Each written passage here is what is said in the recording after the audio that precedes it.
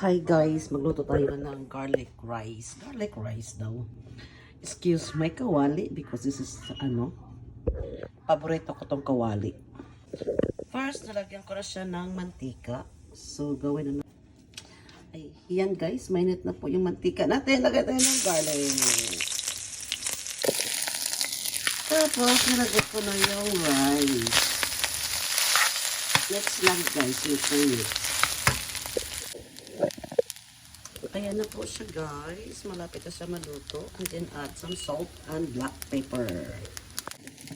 And dito sa kabila, let's cook some egg.